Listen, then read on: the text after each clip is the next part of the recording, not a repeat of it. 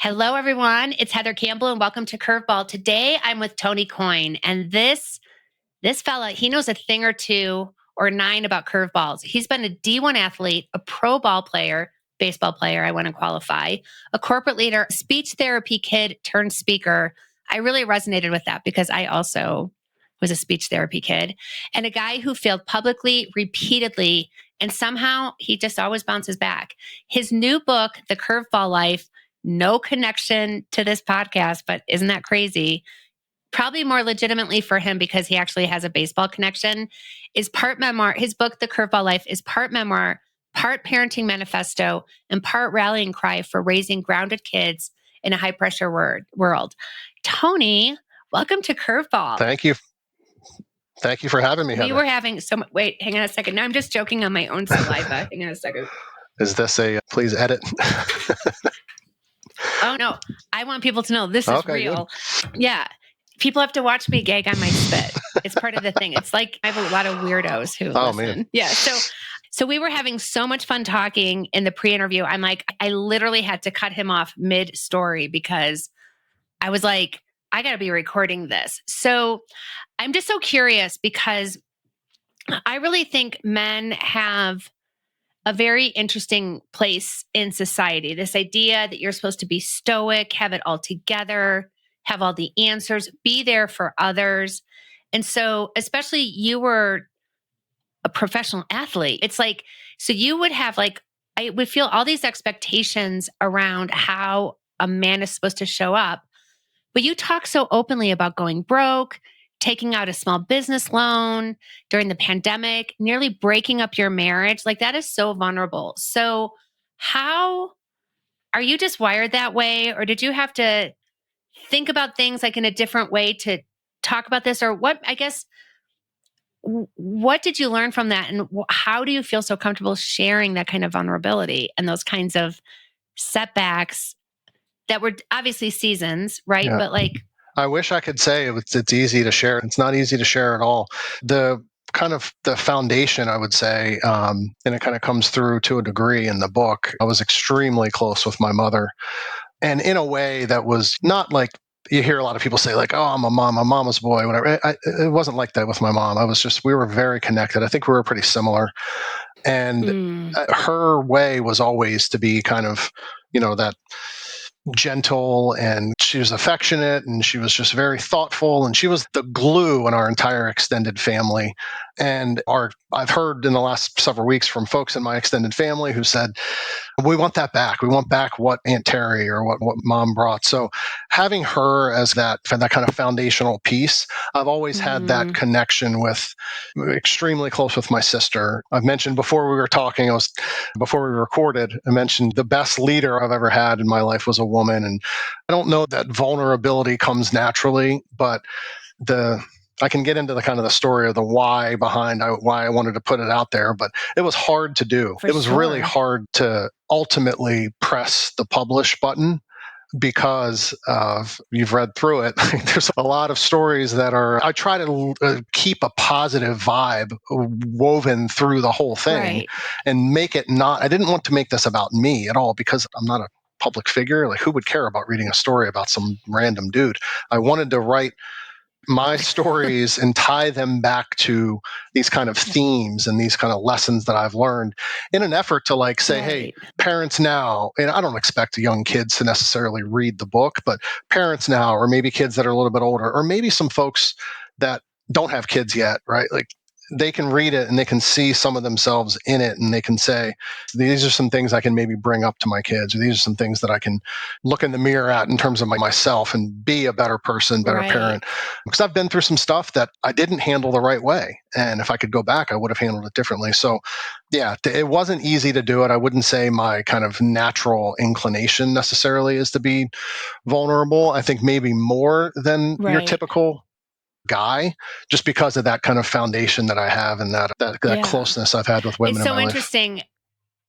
When it just reminds me of when my son he's 25 now, but when he was a freshman in high school, one of our dogs died, and it happened like really early in the morning. So he woke up for school and we had to tell him like Lefty died. And I could see on his face, he's 14, and I could see on his face he wanted to cry because that was a natural reaction. Lefty was amazing. And then I could see this conflict. And then he was like, I need a second. And I knew he was confused about the emotion. And I was like, oh, society got to him. He now knows somehow, not from this lady, but somehow through society that boys don't cry. And I literally witnessed it in this. And I am just like, cry, like let those rivers run. Yeah. And it is so interesting. So one of the core threads of your book is this idea of identity and what happens when you lose the role that once defined you. So I always like to go for the juicy. So what was like your most disorienting identity shift? And how did you begin to rebuild it? Oh my gosh. The book is structured as a baseball game. Baseball was the kind of the driving force behind my childhood. It's brilliant. Oh, thank you. There's the driving force behind my upbringing, and I played other sports too, but baseball was I was the baseball player. And the defining moment maybe is when I tore my ACL my junior year, because I knew at that point that my future professional prospects were at least damaged for sure. I didn't know to what degree. So let's just create some context. You were a baseball player. You were a baseball player for Yale, correct? Yes. Yeah. Baseball player grown up. So like, who would want to listen to this guy? What do I know? Oh, I don't know. Yale graduate. Like, it's funny. If anyone that knew me at Yale were to stumble across this podcast, they'd be like, "Oh no, he was the baseball guy. He wasn't the academic. He probably could have gone to class a few more times. That's for sure." But I feel like I'm not a big baseball person, but I feel like I know this about Yale, that Yale has a great baseball team. It's kind of ebbed and flowed. When I went, they had just come off a couple, Ivy League championships. But in the Ivy League with sports, it's not the highest level. It can't be the highest level. There's no scholarships. Right. But a very reputable baseball program. There's been some George H.W. Bush and George W. played at Yale baseball. Ron Darling was a very famous professional major league pitcher for the Mets. So yeah, there's been certainly Yale baseball has some history to it for sure. But then I'd say the kind of defining shift was always being the best player, kind of growing up little league, and then played varsity as a freshman in high school and played American Legion ball with 18-year-olds when I was 14, and just always competing at a high level.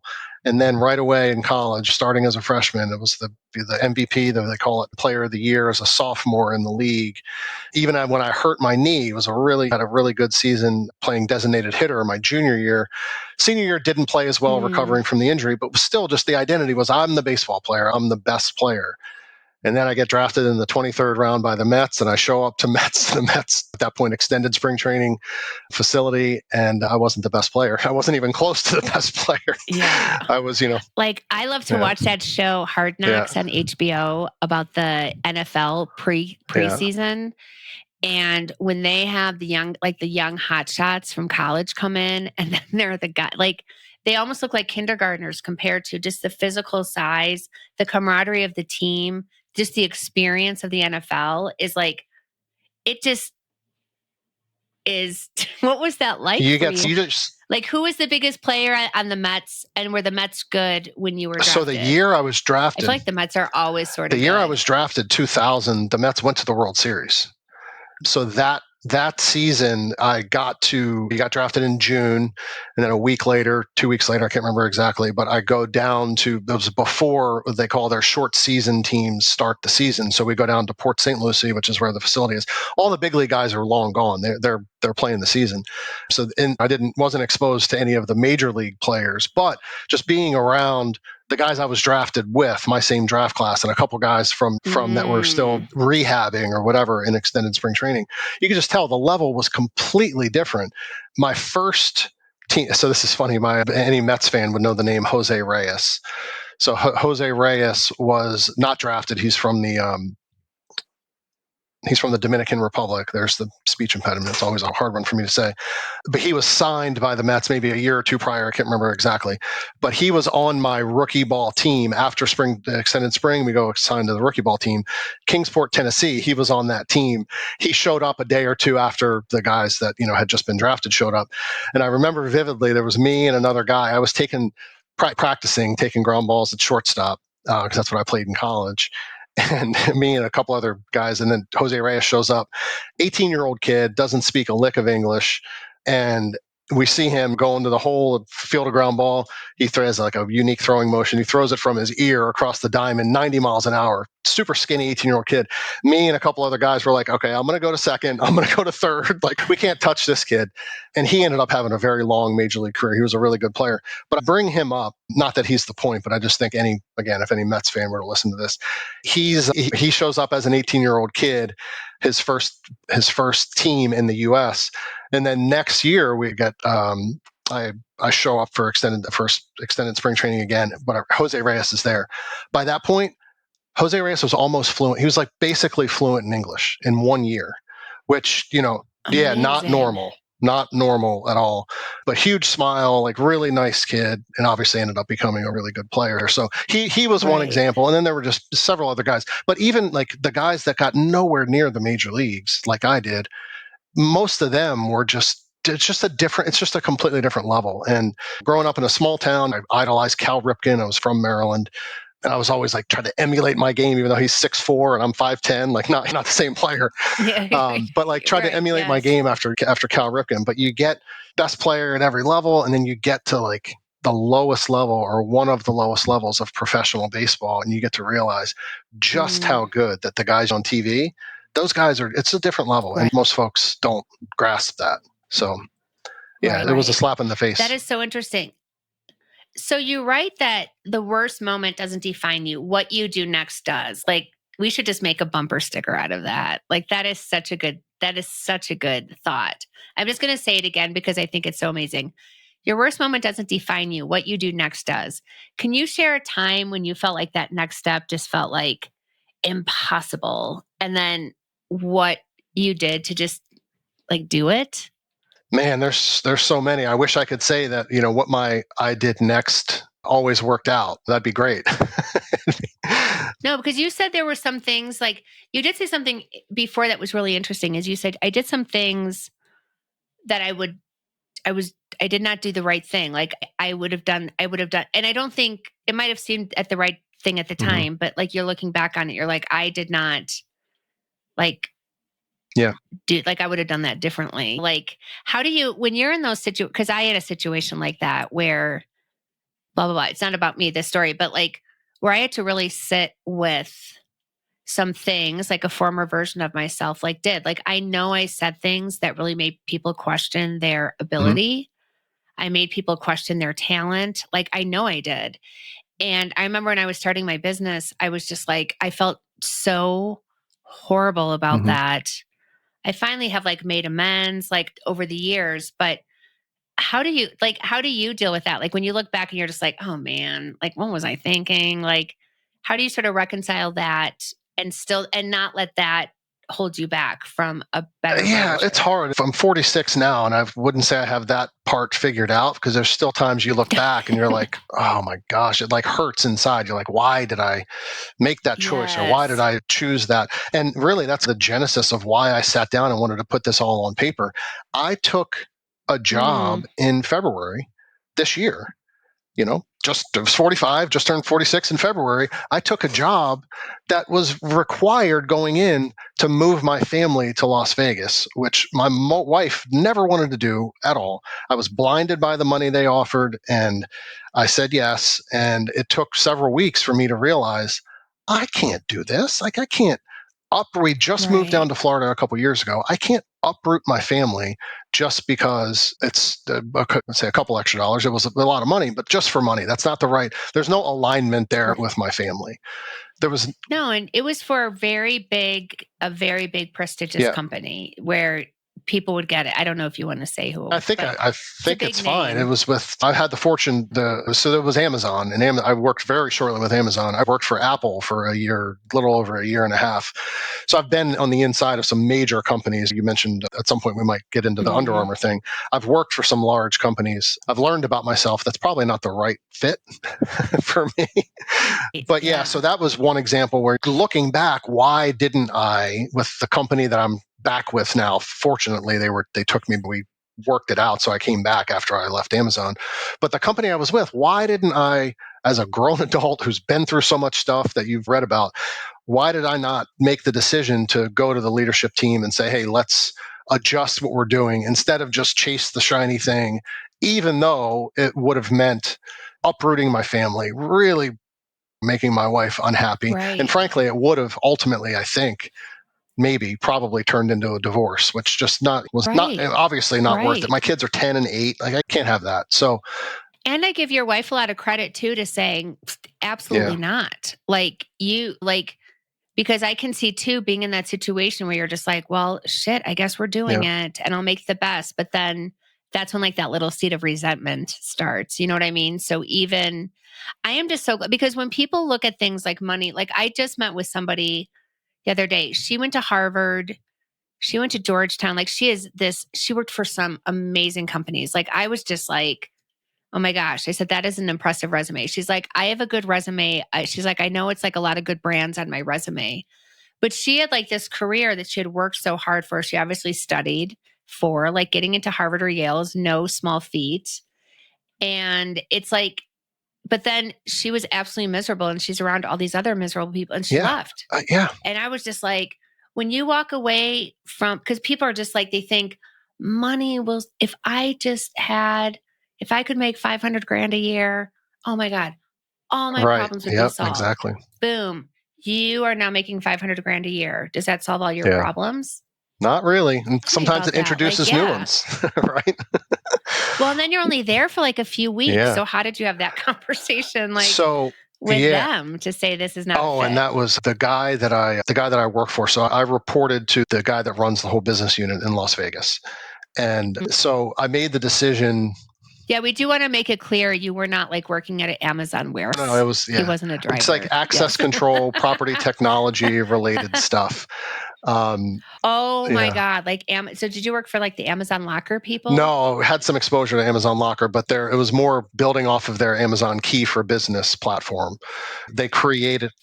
created a basically an intercom product that they were using to get into the access control space in multifamily, kind of leveraging what they had already Which is done. code for Yeah, apartments. sorry, I Yeah. know.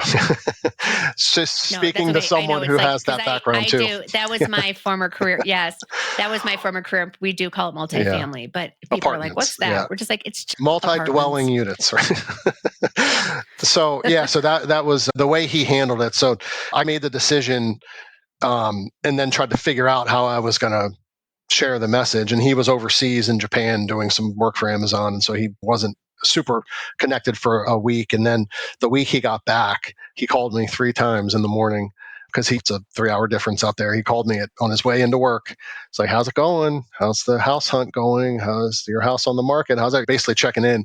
And the first time I'm like, oh, it's Right. okay. The second time I'm like, barely say anything. By the third time, I had already decided that was the day I was going to let them know. I was like, his name's, shouldn't even mention names. I don't know. Maybe we can edit this. But No. so I said to him, I said, I can't uproot my family. I thought I could do this and it's not going to work. He handled it so well. He was like, listen, family's the most important thing. I totally get it. So he said that on the phone and it couldn't have been, he couldn't have been better. And then fast forward, I'm back with my old company and there's an event. There's a multifamily. It's the National Apartment Association Apartmentalized. You probably know that show. Yeah. Oh my God. So Just the craziest yeah. So conference. we're at, Like imagine like 10,000 like apartment people, which are yeah. people all together in one Yeah, spot. it was a huge It's a show lot of fun. in Las Yeah. Vegas. So I'm back out there.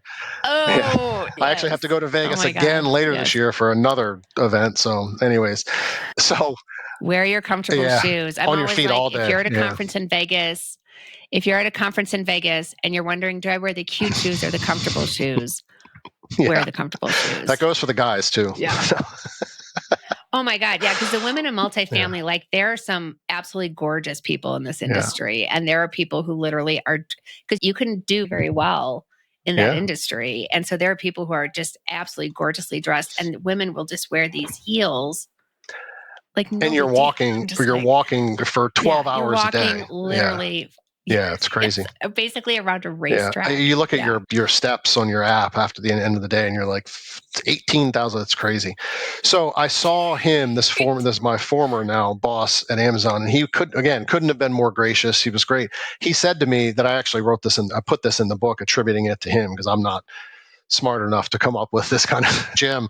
He equated like life decisions to either a rubber ball decision or a glass ball decision. And he said the rubber ball decisions you Oh, can be yeah. arbitrary with, right? But he said your family, anything related to your family is a glass ball decision. And Right. that really stuck with me. So couldn't have been Wow. more gracious and understanding, and it was the right move for me and my family, and it was very much appreciated that they handled it Right. well. So Okay. So I love this story because it's like, I realized this. I went to my boss. He was amazing. But what was it like going back to the old company and saying, hey, yeah, made a mistake? so that's really good people. The guy that runs the business unit for where I work now, he's another just really amazing person. Happens to be a big baseball fan, which he and I connected on 2 years ago. It's great. But Who's his the team? Cardinals, he's from St. Louis. Yeah. Okay. And are you, Oh, no. or you're in Florida Yeah. No, now? I grew up in the Washington, D.C. area. So I've had the Orioles growing Oh, up. And I became a Nationals fan over time when they came back in 2005. yeah. My sports fandom is really rooted in diehard Redskins fan. They have a new name now, and it's a Oh, whole other thing we won't get into. yes. So, so I started the conversation actually at an event in Las Vegas when I was out there for work. The security industry's biggest event every year. My company was the former company at that point was out there, and great relationship still, obviously. So I was talking to them or Right. whatever, and I'm like, I don't know. They could kind of sense. They're like, "How's it going there?" And I'm like, I don't know if I can move my family. And so we got to saying, like, is the door still open? Because again, had really good relationships, and this guy that runs the business unit, he said, "Yeah, it is. Let's talk about it." So it took some time, took a couple weeks to hammer everything out. I'm shifting my focus on what we're doing now, which I should have done Mm-hmm. instead of entertaining the Amazon thing in September, October, Right. November of last year. I should have gone to him at that point last year and said, what I'm focused on now is not working. Like, let's just be real. Let's shift it and let's be successful. So that's what we're doing. It took a Right. little bit of time, but they've been great. Amazing. It's been good. Um, That is because I think when people think they leave a job, like I know, like looking for a job, and I just remember when my kids were looking for jobs. I remember when I was looking for a job, like it's a big deal. And you feel like, oh my God, it's so permanent. I remember when I moved to Denver from Chicago, and I love living in Chicago. Like it was just one of those things, like something happened and then like everything just unfolded. And then like 4 months later, we were living in Denver. And I remember telling my parents I was moving out here, and they were Midwestern. So they're super risk adverse. And they're like, oh my God, what if you move out to Denver and you hate it? And I said, well, what if I move out to Denver and I love it? that's They're like, yeah, but what if you hate it? And I said, but what if I right. love it? What's your, They said, what if you hate it? I said, how about this for a newsflash? I'll move yeah, back. It's not a permanent yeah, decision. And turned out I did it, loved it. I'm still here. But it's like, it's not, if we moved out here and it really, because I remember really missing the city after we had lived here for a couple of years. Denver now has just much larger. It's just much more dynamic than it was when we first moved well, there's here. nothing like And I was Chicago really though. missing Chicago's Chicago. amazing. No, Chicago's Yeah, amazing. So we went back in the winter. My kids were little. Then I remembered no one shovels. I had a baby in a stroller.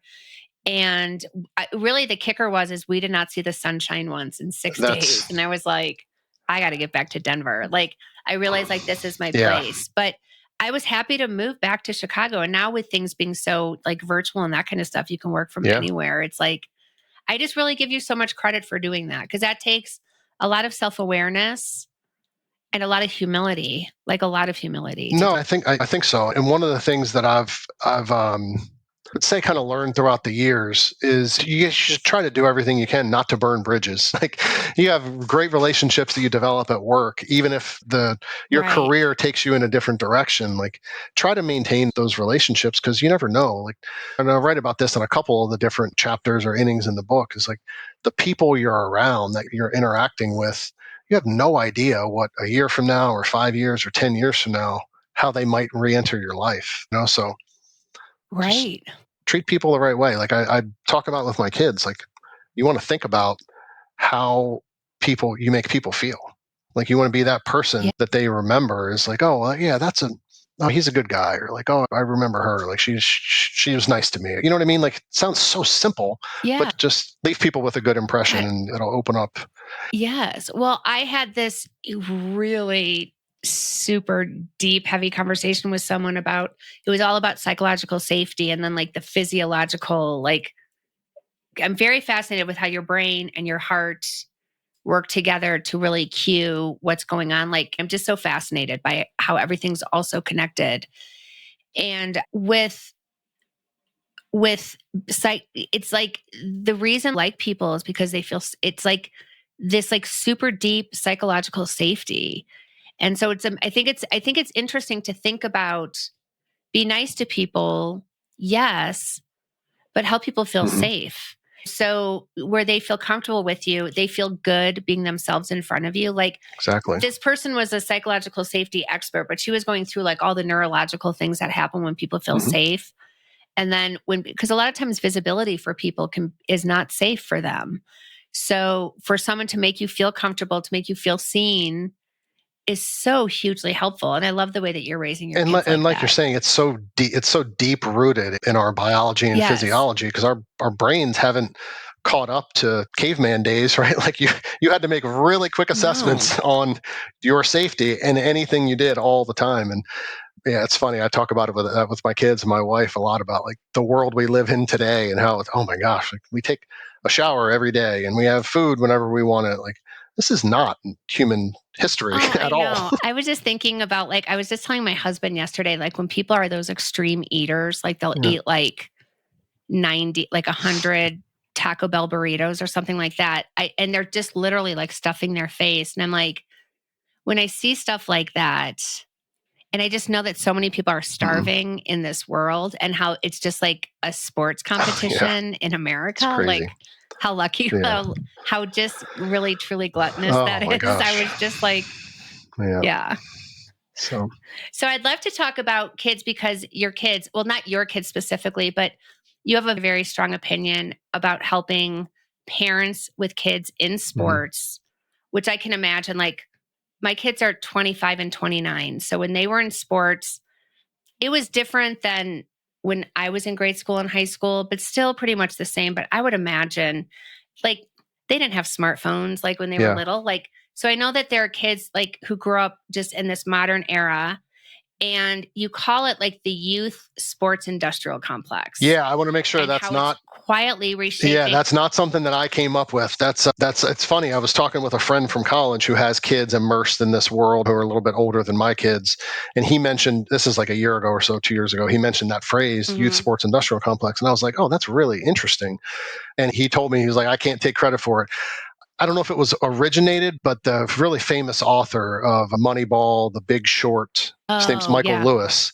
He apparently I don't know if he was the originator, but he's made that phrase popular, the youth sports industrial complex. Oh, I didn't know he wrote The Big Yeah. Short. I love that because obviously real estate, but I love Yeah. that movie. He has a way of And telling Moneyball these too is really stories that good. make it Yeah. really like easy to understand, especially The Big Short. That are so Oh, that, complex. I mean, Yeah. Oh, yeah. that collateralized debt obligation, yeah, super complex. And like he made it digestible for sure. So he started using this phrase, and it's just perfect because it's so different than I'm 46, right? So I grew up in a world where you could play multiple sports, and I was that kid who like wanted to do it all myself. My parents weren't pushing me. Thankfully, my parents didn't live. My dad was a football Mm, player, and I tell a little bit about this in the book. Like he wanted me to play football, but more about like just don't quit, right? He wasn't living vicariously necessarily. But right. like I Right. played multiple sports, and like I was that kid that did whatever version back then there were of camps and clinics. And then when I got to be 14, 15, 16, yeah, a lot of travel and like playing on like showcase type things, whatever. Now that stuff, when you're 6, 7, 8, 9, that like private coaching and lessons and specializing in one sport. And it's almost like the sense that I get, and I'm not making a generalization because there are so many good people and good coaches and parents and dads who are involved who really want the right thing for their kids. On the other hand, there's Mm-hmm. a lot of folks out there that are capitalizing on parents' fear and on parents wanting their kid to keep up or not fall behind, or frankly, and this is a little bit sad too, parents keeping up with the Joneses themselves, right? Or the small Right. Yeah. subset of parents who actually are living vicariously through their kids, which that's unfortunate. But there's a whole industry built around taking advantage of that. And, a lot, and the ones that do it right really focus a lot on the character of the kids, and like they might not make it front and Mm, forward with everything they talk about, but like they're focused on what are you learning through these sports, and how is it going to help you become a better student and become a better person. There's definitely folks out there who are focused on that, but generally it's about how much money can these academies make. It's about who mm, from my academy can I market that got a scholarship to D1, who is playing professionally. And I kind of lay out in the last part of the book, like, the odds aren't great for kids to yeah. get to these levels that all of this whole sports industrial complex, what they're selling. The odds aren't great for those kids. And even the kids that do, some of them that do get there, they're just burnt out because there's so much Right. pressure put on them, and there's so much time. And the kids that are focused, the kids that are intrinsically motivated to do it themselves, they're not being pushed by parents or coaches or whatever, like, that's great. Like, and they Right. should have opportunities to leverage whatever work ethic and Right. talent and skill they have, of course. Like, and that's what I say in another part of the book is like, I'm not saying don't play sports at all. Like, I think absolutely play sports, but just go into it, and parents go into it with eyes wide open as to what Right. ultimately you want to Be get out of it. Yeah. aware that, yeah, like, well, our old neighbors, they had this son who was this phenomenal lacrosse player. So in high school, like between eighth grade and freshman year, he took a gap year of Oh my school gosh. so he could get stronger. And I'm just like, can you At, do that? Like, could you just do that? Like, just take your kids out of school for a at year? that Like, age, wow. at an age. So he's home by himself. Like, it's just this weird thing. Anyways, he's this like phenomenal lacrosse player. When it came time, he was being recruited by all these big schools. And when he went to college, I told him, I said, I give you so much credit. He told his parents, no.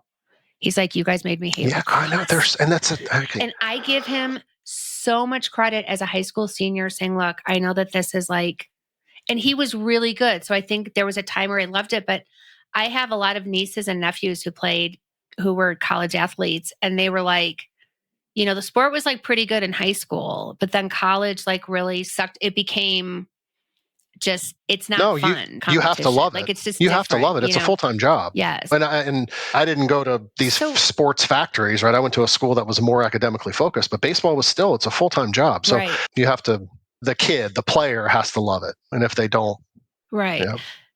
Well, yeah, like I remember my brothers, like I'm from Ohio. So hockey, where I'm from, is like a big Yeah. thing. So a lot of people play hockey. So all my brothers played hockey. I had one brother who was pretty good, but all my other brothers just did it. And my youngest brother, he's much younger than me. So the game was like at 6 a.m. So I would come up from college, and as a favor to my parents, I would take him to his hockey game. So 6 in the he morning. was like 5 years old. They're playing half rink, and they're just like, everyone's like ankles are in like this, like no one's good.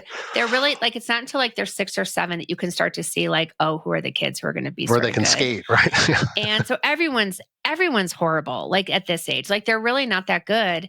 And so anyways, we were leaving, and I'll never forget this because I was 19, and this dad was with his little, like, these were like this, I think they were called the squirts, and they're like 4 and 5 years old. And his dad's walking out with his son, and he's like, you played so horribly. He's like, walk ahead of me. He's like, you played so horribly. I don't even want people to know you're my No. son. Oh my God. And he's 6 years old. Yes. He's younger, like Oh, 4 or 5. that's outrageous. My gosh. And I was just like, that kid is just going to have a tough Yeah, life. Like that's the unfortunate. expectations, like you're not fought. I used to work with this guy from West Point. He and his wife both went to West Point. So when their daughter was like 5, they kept on wanting her to do all these activities and even like advanced math. So they would buy like these second grade math workbooks, and they would get so frustrated that she couldn't figure it out. And I'm just like, maybe there's a reason, like developmentally, like you know that a picture of a quarter and a dime and a nickel totals 40 cents, but you have to like understand how complex that thinking is. Like, and there might be a reason that they teach that in second Right. grade because maybe she's not there Yeah. yet. And I just thought too, I'm like, oh, that That's girl's, yeah, she's going to have a lot of that's a bra- trouble, a lot of that's a expectations. brain development thing. Like, how do you expect that? It's crazy. Yes. Man. I know. I just kept on thinking. I remember telling him because he would just tell me, he would be like, oh my gosh, I'm so frustrated with, I don't know, Angelica or whatever. And I'm like, why? And he's like, because she could not do this workbook. And I'm like, you are not fostering a level of learning in her. Man. So you're creating learning into being this punitive thing. And how horrible, like to say, I don't know how to do this. And you're expecting her. I'm just like, I always think of sometimes about those little kids. I'm just like, I wonder what they're doing now because they're all like in their 20s and 30s now. Yeah. So, like, what advice you said to parents to keep their wide open? And I just really can feel how passionate you are about this. Like, I hope when you listen to this podcast, because I know that you want to be a TEDx speaker about this Oh, I do? too. I just want to tell you the second you started, don't you want to be a speaker? Oh, Well, man. you should be. I'm just planting that seed because I think that you could really help like sports organizations and things like that too. Because when you start talking about this, legit, your whole energy changes. Like you are just like, oh my gosh. So you said parents need to keep their eyes wide open. And how do they do that while still encouraging like Yeah. competition, character, all those things, and still fun? Yeah. Like, is that something that's a And deal let in them be a sports kid, or right? Like not? it's, man, I wish there was a formula. Oh, let them be a Yeah. kid. How about that? Yeah. Yeah. I wish there was a formula. I wish I had like the answer to that, the answers to the test. I can tell you how we're thinking about it. So, Okay. Yeah. yeah, I mentioned my son's 10, and just in the last several weeks, his soccer coach, we're trying to figure out whatever he's going to do for his kind of next level. Because right now, where we live, there's a rec level, and then there's like the middle level, and then there's like what they call competitive or travel or whatever. Oh, and is that the travel? Yeah, it's that Yeah. whole thing. And we made the decision. We're like, we're going to keep him at that middle level where he's at because he's 10 and because he's expressed an interest in playing another sport. He might go back and try baseball again. He might try flag football. But what we're going to do Mm-hmm. is we're going to create the environment where he can play the sports that he enjoys playing. We're going to expect him to put forth his best effort. And we're going to certainly focus on Right. him having fun and being a kid. But if he wants to play multiple sports, and if that means he gets left behind with, you know, these kids that are specializing, then like, I don't necessarily know that's the end of the world. So Right. it's an interesting, what's the word I'm looking for? It's an interesting kind of yin and yang or like push and pull. There isn't Right. really and what I'm about to say is not the point whatsoever. It's interesting. A college coach or a professional scout or evaluator, you talk to 10 of them, and all 10 or 9 out of the 10 of them will tell you, I want multi-sport athletes. I don't want the kids that specialize at that young Interesting. age. But then you're at the local level with the 8 and 9 and 10 and 11-year-olds, and you're almost forced into specializing, or they won't be able to play on the team the next year because they didn't stick with it for the fall Right. season or whatever. And I'm just, yeah, Sure. yeah. Right. So I'm just like, and again, I'm not even thinking for 1 second about my 10-year-old, soon to be 11, or my 8-year-old daughter about, are they going to play their sport in college, or are they going to have a chance to play professionally? Doesn't even cross me and my wife, doesn't cross our mind. That's Right. not the point whatsoever. We want to create the environment that allows them to play multiple things, and we expect them, Right. regardless of what they do, we expect them to give their best effort. Like, that's what we're expecting. That's it. Yes. Yeah. Right. That's what it's all Yeah. about. Yeah. So Do your best. Because at the end of the day, win or lose, you know that you did yeah. your best. So you can have, like, my son is we have a pretty tidy house, but my son has always made his Mm-hmm. bed because it was a rule here. And then, but his friends would tease him in college because he would always make his bed. And he really subscribes to that. I don't know, this guy like gave a commencement speech about making your bed in the Mm-hmm. morning. Like, if anything, if all else goes wrong, at least you made Yep. your bed. And that's how he thinks about it too. That's just so interesting. Like I think about then athletes, like I think about like Tim Tebow, for instance, played baseball and football in college and could have gone either direction Mm-hmm. professionally And then when you know that and you watch him throw a football, you're like, he throws that just like a football. But I really give him, like, the way that you're talking about it, I really give him so much credit, because there's this really great show on HBO, or it's a show, it's called Quarterback. It might be on Netflix, Netflix, but it's just about like so interesting. And I forget, it was like Burrows or Jared Goff, like one of so this them. is the second. I haven't seen this. They played another sport. Yeah, I'm sure they did. I haven't, and that's the thing is these guys. And again, we're not talking about like the highest of the high level athletes, right? That's so rare or whatever. Right. But like those guys, most of them all played multiple sports. Again, they were some of the best in their state or the country or whatever. Like it's just a different level. But yeah, that's a really interesting show. I love like the insider kind of views and the family dynamics. I haven't seen the second season. I saw was it Cousins, Mahomes, and there was one other quarterback last year. Cousins, Mahomes, Goff. I think is this year. There was another one I can't think of. Yeah, it's a really good show. They do the same thing with wide receivers. If you're interested. I think it might just be called receiver. I love a 30 for 30. Yeah. Like if you would just want to like make me happy, just put on a 30 for 30 marathon about basketball. Like I can watch anything about basketball for some reason. I like seeing the behind the scenes stuff. Basketball. Yeah. I love the behind the scenes stuff. It's so interesting. Like, because like when Jared Goff went to Detroit, it was really cool because then the crowd was just cheering Jared Goff. Now people just do it spontaneously. Like there'll be a concert in Detroit and people will just start cheering and chanting Jared. Oh, that's awesome. Just like spontaneously. And I just love it. I grew up so close to Detroit, and Detroit's like a city like in rebuilding. It's been rebuilding ever since I've known it. But it's just amazing how like mobilizing sports, like when you're like, I just love that the Lions are so good because it really does so much to like unify and uplift. Exactly. That couldn't be. Yeah, that town is such incredibly passionate sports fans, and they've had nothing to root for with the Lions for so many years. And now that they do, oh my gosh, they're just. It's such a great fan base. You can only imagine. We're Cleveland Browns fans. Oh my gosh. So we can relate. Well, hey, like I said, I'm a Redskins fan, so I went through 25 years of misery. When I grew up with my team, one of the model franchises in the league in all of sports, really, and 3 Super Bowl championships when I'm a kid, and my whole family is just crazy about it. So yeah, the last 25 years have been rough, but except for the name, we're back. We're back. So. I know, like, I remember we went to an event when we first moved here from Chicago at the Denver's headquarters. And in the late 80s, Denver beat the Cleveland Browns 2 years in a row. Literally, both games like went into double overtime. Like it was the most exciting to go to the Super Bowl. So my husband just saw like those 2 AFC championship balls like in their trophy case. I remember that commercial where that Indian sees all that litter and he just cries like that single tear down his face at that commercial for like, that's what my husband was like. He's like, those should have been ours. Oh my gosh. Yeah. One of them was the fumble, right? With Ernest Biner. Yeah. The other one was the drive. Yeah. I was a kid. I remember those. Yes. Yeah.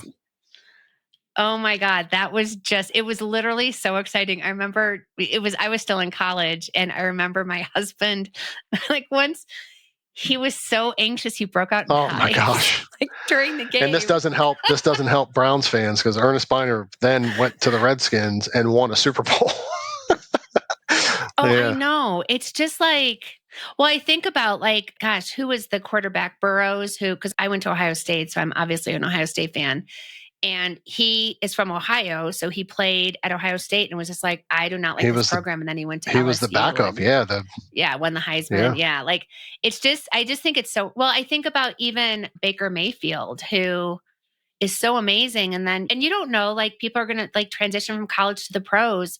It's a gamble. Oh, totally. So then when Baker wasn't just really doing much at Cleveland, now he's at Tampa Bay and crushing it. And that just makes me so happy because I just think he's a really cool guy. Yeah, it's tough to be a Browns fan. I'm sorry. That's a tough one. It's okay. It's okay. Just because it hasn't been great since Bernie Kosar was their quarterback. It has been. That's the last time they were like seriously consistent. You had 25 years. Like I'm talking close to 40. I know. And you've of just waiting. I hate to say it. And waiting. The Browns have never won a Super Bowl. Thank God Ohio State. And thank God Ohio State finally turned around their program to be the national. People give me so much grief for being from Ohio State, and I'm like, whatever. National champs. No, it's the biggest school in the country, right? Or one of? Ohio State, like One of them, 50,000 kids or yes. something. And It's I crazy. just love a good Yeah. game. And one of the cool things I really do like about their football team is they really do have a lot of boys from Ohio. Mhm. Like, so there are a lot of like homegrown kids there. And I think it's cool. Now, yeah. So I'm sure it's different now that kids are getting paid and Oh, isn't everything that for so their. crazy? Oh my gosh. College I sports just right now feel is in like such a what makes weird me period. sad, like I remember, so Coach Prime, obviously at CU Boulder, is a huge thing, and his son played. And what's so crazy is immediately after the game, after they win, they go and they put on like these crazy watches and this jewelry and everything. And I'm just like, I feel like they should get the money after they graduate. I don't know. I don't know Like, that I want to wade because, into that whole argument because that's a whole big thing. But yeah, I yeah. don't either. But I just think it's like these guys, like they run to the sidelines and they come back and they like pop in a Oh, grill it's crazy. and they have all this jewelry on and everything. And I'm just Coach like, Prime's son. I hope you're saving some of Yeah, that. exactly. Coach Prime's son is a Cleveland Brown now. Yeah. Yes. The which one? Saquon, right? He's going to be the quarterback. Oh man, The what's his first quarterback? name? Shador. Shador. Saquon? Yeah. Shagor, yes. Yeah, he was drafted by the Browns. So yeah, we'll see. Oh, after the worst possible thing that could have happened, like the other guy who was in there. Oh my Yeah. God. Oh yeah. Let's not talk about him. Okay. Let's not talk about him. So Tony Coyne, I know Yeah. people are just going to be like, why are they talking so much about sports all of a sudden? Which is dangerous for me because I'm not all that versed, and I know Ohio State. But if you told me who's their quarterback, I'm like, I don't I know that couldn't tell guy's you that name. either. So Tony Coyne, how can people, if they're listening to this and they're like, I want to learn about the Curveball Life, I want to learn about all your crazy family stories, sports, and how I can raise a center child in a crazy world. How can people get their hands on this book? So self-published it on Amazon. So you can search the Curveball Life Nice. there. I have a website, thecurveballlife.com, that has a link.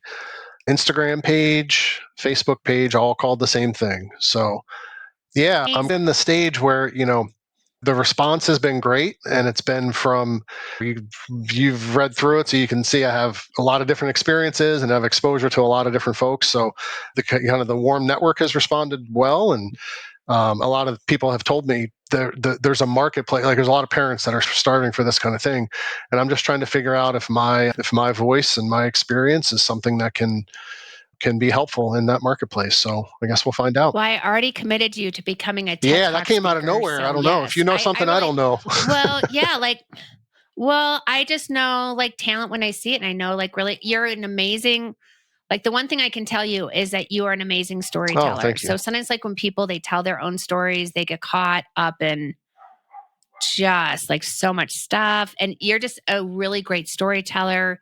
You have a clear point and a lesson at the end of everything. So you get like these different perspectives and you're so open and like open about like, yeah, this happened. And then I did this and I did that. And that, so I just think you've done an amazing, considering that this is your very first book, I think you've done it. And you're not a Nope. writer, like you're not a creative No, not necessarily. at I all. think you're like a systems and sales guy. Like, so it's like really putting yourself out there to do it. And that's one of the beautiful things I think about moving in alignment and doing something like, I bet you've had this nudge for this idea. Like, I got to be able to get this idea out. And it just keeps on nudging and it just keeps on nudging and it doesn't stop nudging.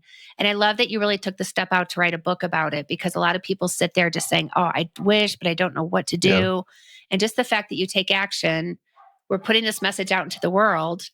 So yeah, it's going to be amazing. Yeah, and we'll see what And happens. I think people are like, yeah, I'm personally excited for you. Thank you. And I just want to let you know, I am qualified to give you that opinion because I'm a branding and marketing expert. So I know like what I'm listening for, like when I want someone to hear someone's opinion, I want to have consistency, like in what they're doing. Like I want to have a sense of how they would approach things. Then they could be like, oh, what would Tony do in this situation? Like, and you really have that nice type of cohesive, iterative, I've learned and I've implemented and I've changed Yeah. Yeah. So I found it to be really inspiring and a very easy And that read. was very purposeful. I wanted it to be, I say in the very beginning, I want it to be real and relatable. You know what I mean? Yeah. I'm not a billionaire. I'm not an Olympian, or what do I say? Navy SEAL, right? Like there's so much great content out there being put out by people that are like public figures and that are speaking from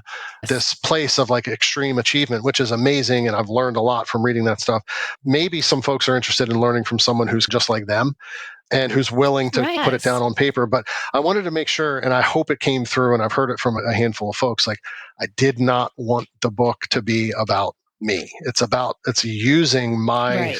experiences Yes. to tie back to these kind of different lessons that I've learned. And hopefully it can be helpful and provide perspective. Not an Yes. autobiography, as you so. Yeah, hopefully there's some folks that are Oh, I'm so interested. proud of Thank you. you. Yeah. Thank you very That's much. amazing. Thank you so much for your time today. This was absolutely so much I fun. really appreciate it, Heather. Thanks so much. And also go Bucks. Yes. All right. Take